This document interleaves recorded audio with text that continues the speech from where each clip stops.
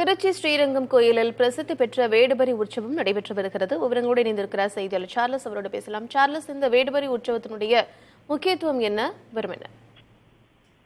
ஸ்ரீரங்கம் கோயில்ல இன்று ராப்பத்துல 8ஆம் நாளான திருமங்கை மன்னன் வேடுபரி உற்சவம் சற்று நேரத்துக்கு முன்னதாக துவங்கி நடைபெற்றது.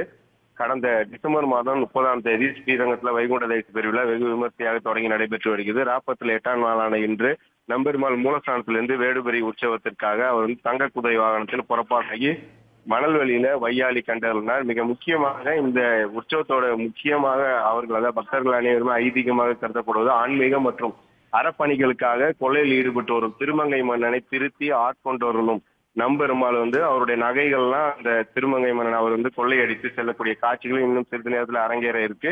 இறைவனிடமே கொள்ளையடித்து உணர்ந்ததை திருமங்கை மன்னன் நம்பெருமாளிடம் சரணாகதி அடையும் வைபவம் அடுத்ததாக நடைபெறுகிறது. இதனை அடுத்து நம்பெருமாள் மன்னனை மன்னித்து ஆழ்வார்களில் ஒருவராக திருமங்கை ஆழ்வாராக ஏற்றுக்கொண்ட ஐதீகம் தான் இந்த வேடுபரி உற்சவம். இந்த உற்சவத்துல ஆயிரக்கணக்கான பக்தர்கள் நம்பெருமாள் இந்த தங்க குதிரை வாகனத்துல வையாளி கண்டவர்களி அந்த கோண வையாளி ஆகிய உற்சவத்தை கண்டுகளித்தாங்க. இந்த திருவிழாவிட மிக முக்கியமாக இந்த தங்க குதிரை வாகனத்துல வருடத்துக்கு ஒரு முறை மட்டுமே இந்த வேடுபரி உற்சவத்துல நம்பெருமாள் இந்த மணல்வெளியில காட்சியளிப்பார். அதற்கான ஆயிரக்கணக்கான பக்தர்கள் மாலை முதலே வர துவங்கி இருக்காங்க. இப்ப முழுவதும் இந்த மணல்வெளி பகுதியில பக்தர்களுடைய தலைகளாகவே காட்சியளிக்கிறது. வருகிற 20ஆம் தேதி வைகுண்ட தேசி பெருவிழா நிறைவு பெறுகிறது. மிகவும் பிரசித்தி பெற்ற இந்த விழாவில் பக்தர்கள் திரளாக பங்கேற்றிருக்கிறார்கள். அந்த காட்சிகளை பார்க்க முடிகிறது. விவரங்களை வழங்கியமைக்கு நன்றி சார்லஸ்.